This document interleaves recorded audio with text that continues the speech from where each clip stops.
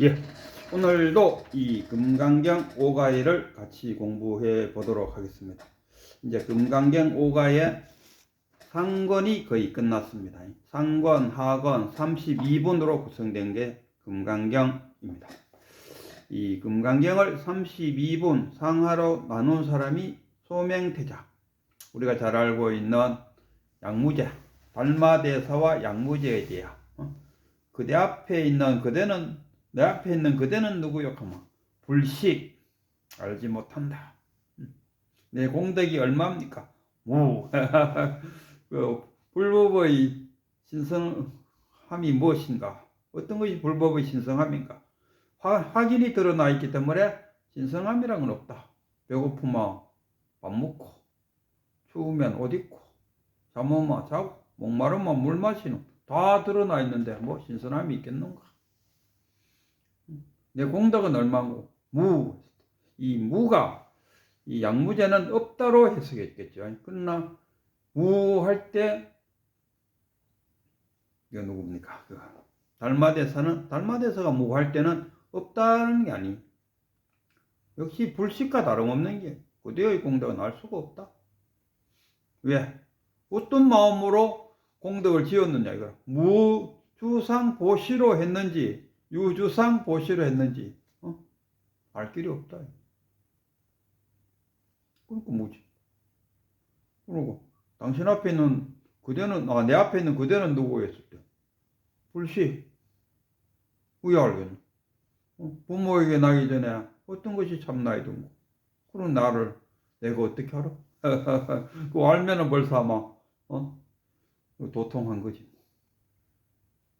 또 선사 내가 안다 해서 아는 것을 니한테 이야기해 준들 네가 그러기 적어갖고 다 담지 못한다 이런 이야기.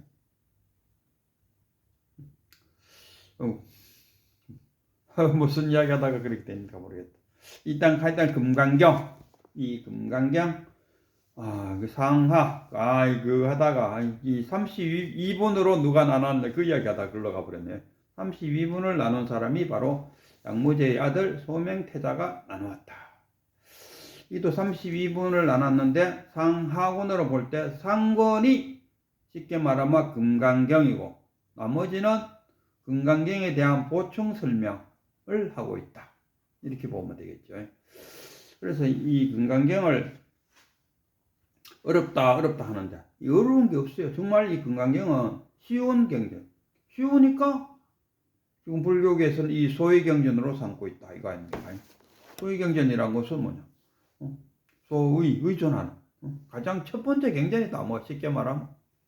근데 이 쉬운 경전을 어렵게 만드는 자가 누구냐? 어렵게 만드는 자가 이 금강경 5가위 속에 들어있는 선사들이 금강경을 어렵게 하고 있다. 왜? 이 안에는 노자, 장자, 공자, 맹자, 또 도연맹이, 또 누굽니까? 이태백이, 두보 이런 시인까지도 시선이라 시선. 이 압축된 들어와 있는 그래 보니까 더군다나 우리 지금 현재 우리 시대는 한문 시대가 아니다. 한문 시대도 아닌 한문 시대의 사람들이 글이 잔뜩 실려 있는 금강경 5가위를 공부하기는 참으로 어렵다. 그럼 이 금강경 5가위는 어디서 사용하느냐? 내가 보니까 큰 스님들이 절에서 자기 제자들을 교육시키는 교과서를 쓰고 있더라. 이런 이야기입니다. 그래서 일반 대중들에게는 금강경 5가위, 저도 몰랐어요. 어느 지인이 이 책을 저한테 선물하길래 금강경 5가위라는 책도 있네. 그래 알았어요. 알았으면은 한번 들다 보자 해서 들다 본 거. 우리가 컴퓨터로 비교하자면 이런 거 아니에요. 컴퓨터. 우리 컴퓨터를 한 대 사갖고 와서 내 필요한 대로 사용하면 돼요. 그거는 뭐 크게 어렵지 않아요. 자판만 두드리면 내가 원하는 게 화면에 다 나타난다. 크게 어렵지 않아요. 컴퓨터만 좀 몇 개 배우면은. 근데 그 컴퓨터를 열어갖고 그 안에 들어있는, 그것을 이해하려고 하면, 그건 어렵다니까. 그거는 또 굳이 이해할 필요도 없고, 그거는 뭐 컴퓨터를 개발하는 자들에게 필요한 거지. 뭐 몰라서 뭐 좋은 건 아니지만 알아서 나쁜 것도 아니죠. 그렇다고 해서 뭐 전혀 컴퓨터를 고장나지 않는 이상은 열어볼 필요가 없다니까. 고장난다 해도 전문가를 불러갖고 컴퓨터를 열어보는 거지. 뭐 자기 자신 열어본들 뭐 그 안에 뭐 어떻게 그 해로들을 이해할 수 있겠습니까? 그와 마찬가지로 이 금강경, 부처님이 설하신 이 금강경을 이해하면 되는 거지. 거기에 선사들 자기 자신의 살림살이를 금강경에다 실어놨다. 그것까지 다 이해해야 된다. 그러면 진짜 금강경 어렵죠. 그런 거 필요 없다요. 부처님이 설하신 그 내용만 알고 있으면 된다. 부처님 시절에 이 금강경을 설해줬어요. 부처님이 자기 제자들을 쫙 놔놓고 이 금강경을 설했을 때 이 금강경이 어려워서 못 알아들은 사람 하나도 없다. 다 알아들었어요. 그 당시 부처님의 제자로는 브라마, 카사트리아, 수드라, 바이사 이런 4계급이 있었다. 그럼 뭐 대부분 보면 바이사와 수드라가 대부분을 차지하고 있다. 물론 카사트리아나 브라마 또 뭐 있긴 있었죠. 있긴 있었지만은 숫자로 이야기하면 천민계급들이 더 많았다. 근데 천민계급도 그 부처님의 10대 제자가 이발사였어요. 이발사가 10대 제자가 될 정도니까 부처님이 그런 사람들을 대상으로 설법을 했을 때 다 알아들을 정도였는데 지금 대학까지 졸업해갖고 나이만 해도 벌써 60이 넘었는 그런 사람들조차도 이것을 이해하기 어렵다 하는 것은 그 컴퓨터 안에 들어있는 회로를 들다 보니까 어려운 거예요. 그럼 열지 말고 그냥 컴퓨터를 사고 갔으면 자기 필요한 만큼 컴퓨터를 쓰면 돼요. 마찬가지로 이 금강경도 그렇다. 이 금강경을 제가 이렇게 보니까 그냥 16분으로 돼 있어. 16분. 아니 15분으로 구성되어 있는 것이 금강경이고 그러면 저쪽에 16분부터는 32분까지는 뭐가 되어 있냐. 요 16분 속에 있는 내용물을 다시 한 번 더 정밀하게 이야기하고 있다. 이야기합니다. 그럼 앞에 있는 16분을 이야기하면은 이래요. 뭐 1번, 2번, 3번, 4번 제가 그 처음부터 한 번 한 번씩 다 이야기하려고 하다가 굳이 뭐 그럴 거 있나 싶어서 생략하고 큰 줄거리만 이야기를 한번 해볼게요. 그 모든 경쟁에는 여시하문으로 시작되잖아요. 여시하문. 나는 이와 같이 나는 들었다. 여시하문을 글자 한문 그대로 번역하면은 여시하문. 이와 같이 나는 들었다. 그거 아니. 여시라는 거는 뭡니까? 여시. 분별심이 없는 그 자리에서.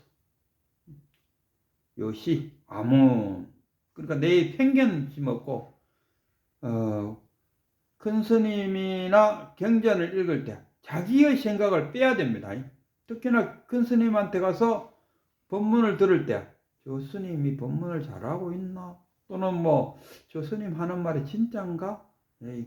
허풍이 좀 들어가 있지 않나? 이런 식으로 자기의 편견을 집어여 갖고 그 큰 스님의 법문을 들으면 평생 못 깨칩니다. 하잖아요. 친구 따라왔다가 큰 스님 법문 한번 듣고 더 깨쳐버려. 그 사람은 아무런 그 큰 스님이 법문할 때 아무런 편견 없이 그대로 쑥 받아들였다는 거예요. 쑥 받아들이니까 더 깨쳐. 이제 불교를 해마다 뭐 나는 20년 절에 다녔다, 30년 절에 다녔다 이렇게 사는 사람들 이건 뭡니까? 아상, 인상, 중생사, 수자성에 꽉 매이갖고 이 사람들은 깨치기가 이제 거의 불가능하다. 모르죠. 뭐 또 아상, 인상, 중생, 수자상을 밀어놓고 텅 빈 마음으로 들으면 지금까지 지가 들고 있는 불교를 밀어놓고 들으면 깨칠 수도 있어요. 근데 그게 쉽지 않더라고요. 보니까 사람이 나이가 들수록 자기의 고정관념에 매이갖고 그 자기의 고정관념을 밀어놓을 우리가 깨친다고 먼저 깬다. 뭘 깨는데? 그래서 고정관념을 깨. 자기가 갖고 있는 그 고정관념을 깨는 것으로 깬다 이러잖아. 깨쳤다. 고정관념을 깨쳤다 이거죠. 고정관념이 뭡니까? 우리가 어릴 때부터 지금까지 자라오면서 분별심을 길러요. 분별심을 잘 길러야 돼요. 변별심, 분별심. 그래야 사회에 적응이 된다. 그거 없이는 사회에 적응이 안 돼요. 바보 멍충이가 돼버려. 그러니까 우리는 분별심을 훈련 삼아 열심히 했다. 그러다 보니까 이 깨달음하고는 거리가 멀다. 그래서 성철 스님 같은 경우는 휴가하고 또 휴가하라. 일해놓고 또 일해라. 일어나라. 방아책하라 하는 그 말이야. 뭘 내려놔야 되노? 마음을 내려놔라 이러는데 마음은 일어나는 게 아니죠. 마음은 일어나는 것이 아니고 뭘 일어나야 되노? 생각을 일어나야 된다. 자기가 알고 있는 생각만 내려놓으면 모든 지식들도 다 내려져 버리죠. 생각을 내려놔. 파도가 있으면은 그 밑에 뭐가 있어? 바다가 있대. 바다에서 툭 올라오는 게 파도야. 생각은 뭡니까? 마음에서 쑥 일어난 것을 우리가 생각이라고 해요. 생각 속에는 지식이고 뭐고 이런 편견이 모든 게 다 생각 속에 들어가 있죠. 그 생각만 일어나면 그야말로 마음이죠, 마음. 마음에는 분별심이 없다. 분별심을 일으키는 것은 생각이다. 그러니까 여시야문. 텅 빈 마음에서 나는 들었다 했을 때 나는 없다 하는데 이게 또 나가 나온대. 그런데 이때 나는 오온의 나가 아니고 그 너머에 있는 참나 여시야문이다. 여시와 아문이다. 여시가 곧 아다. 참나로 들었다.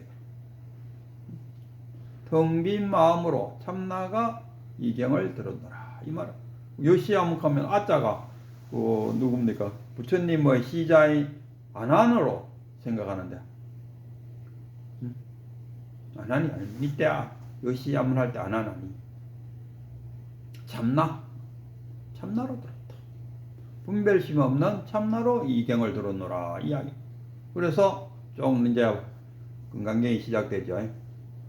그 유원장사에 1250명과 같이 생활할 때 부처님 어느 날 자기 제자들과 같이 탁발을 나갔다. 이때 탁발 나갈 때 그 부처님 뒤를 쫓아가는 사람이 누구냐? 각자 자기라고 생각이 됩니다. 그냥 소설책 읽듯이 능소가 갈라져 갖고, 능소라면 주관과 객관을 말하는 거죠. 능소가 갈라져 갖고 이 경전을 보면 안 됩니다. 부처님이 제자들을 들고 탁발 나갈 때 그 중에 한 사람이 나라 이런 생각이 돼요. 그래서 탁발을 갔다가 탁발할 때도 부처님의 정해놓은 7집을 순번대로 잘 사는 사람 못 사는 사람 구별 없이 7집을 갔다가 어떤지 못 어떤지 돌아와서 같이 공양을 한 이후에 발을 씻고 옷을 갖다 걸고 그 다음에 정자세로 명상 속에 싹 앉아 있었다. 그 모습을 본 이 수보리가 감탄하죠. 희여하나이다 세존이시여. 여기에 왜 수보리가 등장했느냐? 수보리는 뭡니까? 해공 제1인자다. 공을 깨친 제1인자다. 그래서 여기에 수보리가 나옵니다. 그 반야신경에는 사리자가 나옵니다. 사리자가 누구냐? 지혜 제1인자. 수보리는 해공 제1인자. 그래서 수보리가 나오죠. 부처님께서 참 우리 보살들을 잘 보호해 주시고 또 우리들에게 역할도 적절하게 잘 해주시고 정말 고맙습니다. 오늘 이 부처님을 보니까 이 마음을 그러니까 발심한 자 깨닫고자 발심한 자. 우리 대승불교에서는 깨닫고자 발심한 자를 보살이라고 그래요. 소승불교에서는 보살 하면은 뭡니까? 간세음보살부터 해갖고 간세음보살, 문수보살, 또 뭡니까? 무슨 지장보살이니 이런 이 정도 돼야 우리가 보살이라 하는데 절에 다니는 웬 여자분을 갖다가 보살이라 하냐? 그렇게 말하면 안 된다. 이렇게 말하는 사람이 있는데 이건 진짜 무식해도 요사무식한 게 아니죠. 대승불교에서는 발심한 자를 우리가 보살이라고 그런다. 그 유다승을 보살이라고 그러고 남자는 처사, 뭐 거사 이렇게 불러준다. 이게 대승불교다. 소승불교는 보살이라고 하면 소승불교에서는 부처님 하면 딱 한 분, 석가모니 부처님 딱 한 분밖에 없어요. 그럼 대승에 오면은 부처가 뭡니까? 깨달은 자. 깨달은 자는 수도 없이 많습니다. 우리가 의사 하면은 대한민국만 해도 의사가 얼마나 많습니까? 다 의사라. 그럼 깨치면 왜 합니까? 깨친 자가 다 보살이라. 그리고 대승불교에서는 이 보살 하면은 깨달은 자도 물론 표현하고 깨닫고자 발심한 자를 우리가 보살이다. 이게 그래서 우리 보살들을 잘 보호해 주시고 또 뭐 적절한 역할도 주시고 해서 잘 보호하고 있어서 고맙다. 근데 앞으로 그 깨닫고자 하는 자, 발심한 자, 안욕 따라 삼막삼보리를 얻고자 하는 자, 이절은 어디다가 마음을 두고 어떻게 깨달음을 얻을 수 있겠습니까? 하고 이제 질문을 탁 던진다. 그러니까 부처님이 이제 거기 답변을 하죠. 머무르는 바 없이 마음을 내어라. 그러니까 머무르는 바 없이 마음을 내야 된다. 그만 머무르는 바 없이 마음 내려면 뭐 해야 된다. 아상, 인상, 중생상, 수자상, 상을 만들지 마라. 이거 범소유 상이 개시 허망이다. 모든 상은 다 허망스러운 거다. 허망이란 게 뭡니까? 있다가 없어지는 것을 우리가 허망이라고 해요. 있는 것이 없어지는 것, 생긴 것이 사라지는 것을 우리가 허망이다 이렇게 표현해요. 모든 것은 생기는 것은 사라진다 아닙니까? 상이 아닌 줄 알면은 재상 비상이면은 즉견 열애라. 즉시 열애를 볼 것이다. 즉시 열애를 본다. 어디서 열애를 보느냐? 즉시 즉견 열애라는 말은 달리 말하면 뭡니까? 내가 부처다. 내가 부처니까 내가 잘 볼 수 있겠죠. 즉견 열애라. 이 말은 무슨 말이냐? 내가 열애라는 뜻이다. 상이 상인 줄 알면은 내가 열. 상이 아닌 줄 알면은 내가 열애가 된다 했는데 그 달리 표현하면 상이 상인 줄 알면은 즉각 깨닫는다. 아니 상이 아닌 줄 알아야 되는데 상이 상인 줄 알고 안 되잖아요. 이런 이 상에는 현상과 실상이 있다니까. 상이 아니다 하면 뭡니까? 현상이 실상은 아니다 이 말 아닙니까? 그러나 상이 상인 줄 안다는 거, 현상을 현상인 줄 아는 거, 현상이 현상인 줄 알면 어떻게 됩니까? 바로 실상으로 바뀌어. 한 발자국도 움직이지 않고 그 자리에서 깨친다는 거야. 현상을 실상으로 탁 보는 그 순간에 탁 깨쳐버려. 그렇고 부처님 말씀은 평상시에 이 중생들의 마음을 어디에 둘까요? 하고 물으니까 부처님 하는 말이에요. 응무소주 이생기시 마라. 마음을 내되 머무르는 바 없이. 그러니까 집착하지 마라. 집착 한마디로 말하고 어디에 매이지 말고 그냥 물 흘러가듯이 마음을 내라. 그렇게 하려고 하면 상에 집착하지 마라. 상 그러면 아상, 인상, 중생, 수재상. 그럼 여기서부터 이제 주석이 들어가는 거죠. 여기 금강경에는 아상, 인상, 중생상, 수자상이 돼서 주석이 없어요. 그래서 이제 이 금강경 오가에 이런 분들이 주석을 다. 그렇고 보이기는 아상과 이 수자상은 거의 비슷해요. 아상은 뭐 자기 내라는 존재. 그리고 수자상은 죽음과 관계되는 거죠. 남들은 다 죽어도 나는 죽지 않는다는 그 생각. 그러면 인상과 중생상이 뭐냐 했을 때 이 인상이 뭐냐에 대해서 참으로 많은 사람들이 다 지 각자 설명하더라고. 저도 저 나름대로 설명하면은 그렇잖아요. 이 구찌선사 앞에서 어느 여자 스님이 와갖고 네 말을 한마디 해라. 네 말 한마디 하면 내가 사것을 보고 너에게 절을 하겠다.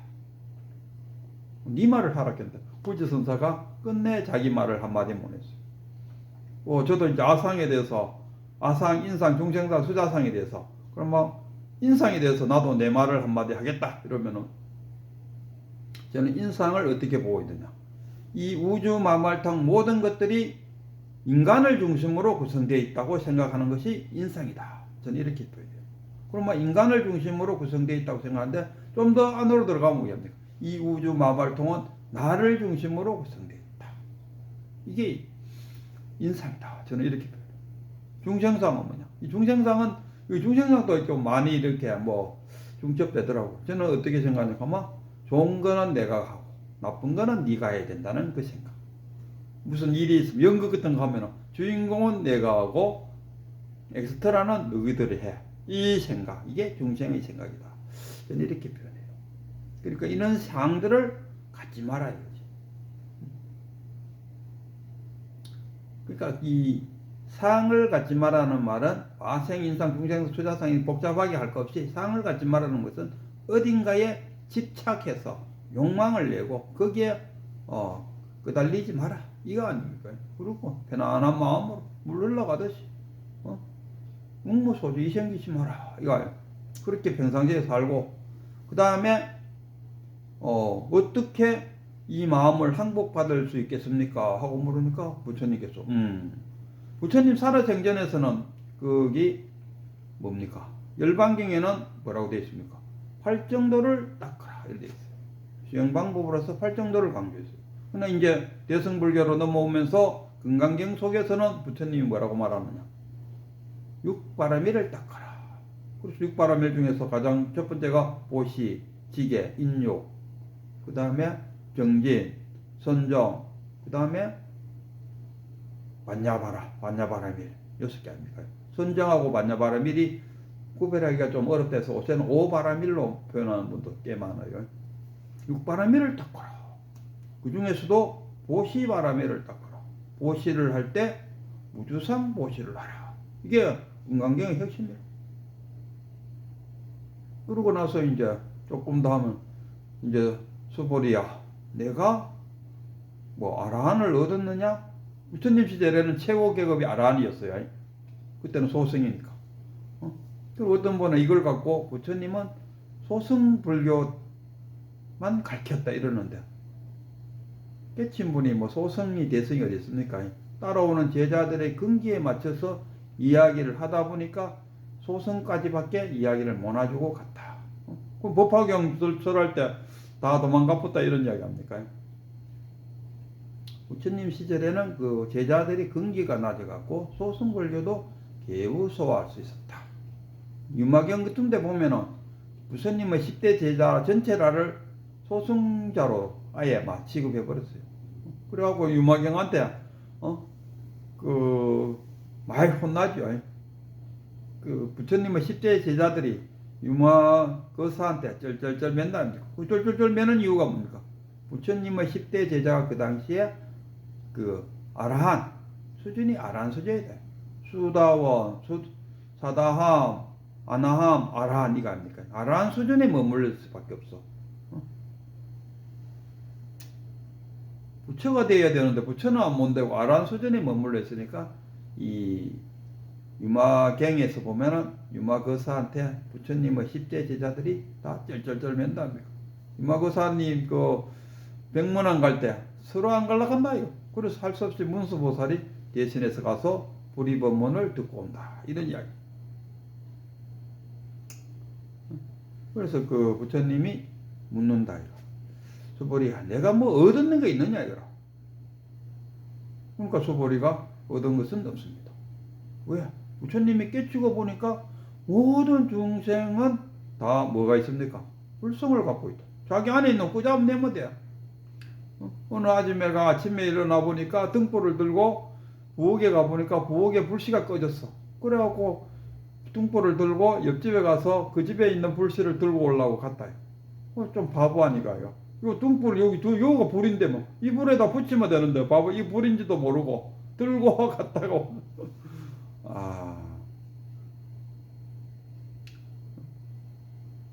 봄을 찾으려고 온 들판을 헤매고 돌아다니다가 집에 오니까 미약꽃이 피어있더라. 이 말하고 똑같은 모든 것이 없다고. 내가 연동부처하고 있을 때 내가 연동부처한테 내가 깨달음 얻었나? 얻은 것이 없습니다. 내가 무슨 뭐 한마디라도 내가 설법을 했나? 설법 한 번 없습니다. 왜? 그 설법 한 번 없는 걸 대해서 갑자기 이러면 또 그 부처님은 오직 진리를 전해주실 뿐이다. 그 부처님의 말은 한마디도 안 했어요. 단지 부처님은 진리를 너희들에게 전해주실 뿐이다. 이쪽에 있는 것을 여기로 옮겼을 뿐이지 나는 설법을 한 것이 없다. 그 이야기 아니겠습니까? 그래서 그 금강경 내용이 여기 전부입니다. 그러고 나서 이제 수보리 여기도 있대. 수보리가 금강경에 대해서 쭉 이야기하니까 이게 15장쯤 됩니다. 14장이야.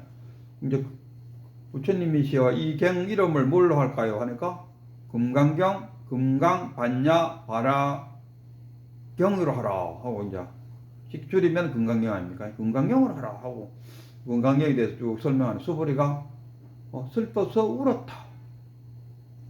아니 금강경을 설했는데 왜 수보리가 슬퍼서 울었을까요?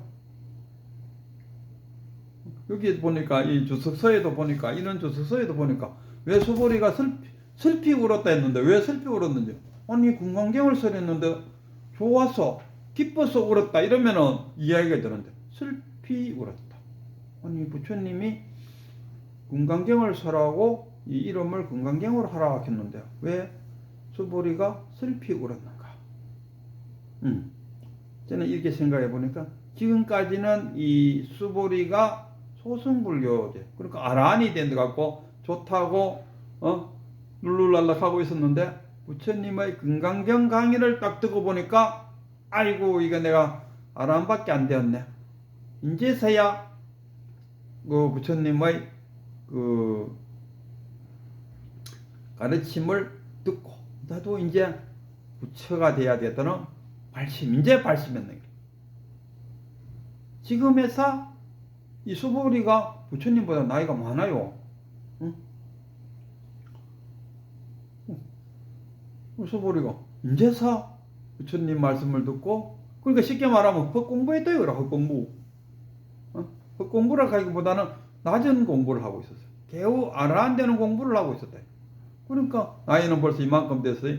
아이고 좀 더 빨리 알았으면 더 좋았을 건데 하는 어떤 그런 마음에서 슬피 울었다. 저는 이렇게 해석하는데 뭐 믿거나 말거나입니다. 그래서 간에 그래갖고 마지막에 15분에 가면은 이 경을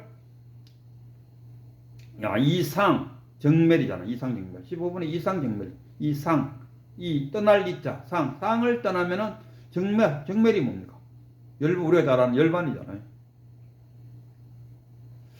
그래서 이 상을 떠나면은 열반에 들 수 있다. 이게 마지막 이야기입니다. 그러니까 금강경을 한마디로 딱 잘라서 이야기하라 하면 뭡니까?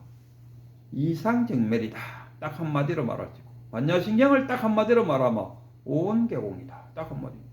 오온계공. 오온이 공함을 한다. 이게 반야신경에서 딱 한마디 하라 하면은 오온계공이다. 금강에서 딱 한마디 하면 그 15분에 상을 멀리하면 이상 정멸이다. 이상 열반이다. 이거 아니야. 근데 우리가 우리 천도제를 지낼 때 왜 금강경과 이 반야신경을 설하느냐? 그것도 한번 생각해 볼 필요 있겠죠. 그럼 제 생각으로 하면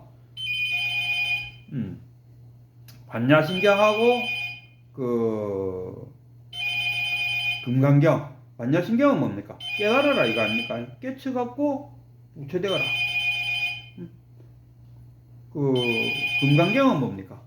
금강경은 상에서 상에서 멀어지는 겁니까? 집착에서 멀어져라 이거야. 그래서 그 천도라는 게 뭡니까? 천도 옮긴다요. 도자가요. 그 반야신경에도 온계공 도 일체계고 도자가 들어요. 도가 건너간다는 도자가 건너다 이래. 그럼 건너서 어디로 간다는 거? 천자도 옮긴다는. 옮겨서 건너간다.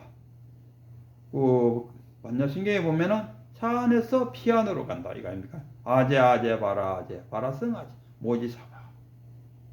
그러면은 쉽게 말하면 우리 영가들, 죽은 영가들한테 설법의 목적이 뭐냐 하면 지금 네가 여기에 그동안 살아생전에 있었던 그 집착을 놓고 상이 아닌 줄 알고 이제 위에 됩니까? 다 놓고 어디로 가라는 이야기입니까? 지옥으로 가라는 이야기야? 극락으로 가라는 이야기? 다 놓고 극락세계에 가서 아미타불 밑에 가서 편안한 여생을 즐기다가 뭐 또 환생하고 싶으면 환생하고 그렇게 천도하시오 하고 전해주는 게 천도제다 이렇게 말씀드릴 수 있겠습니다.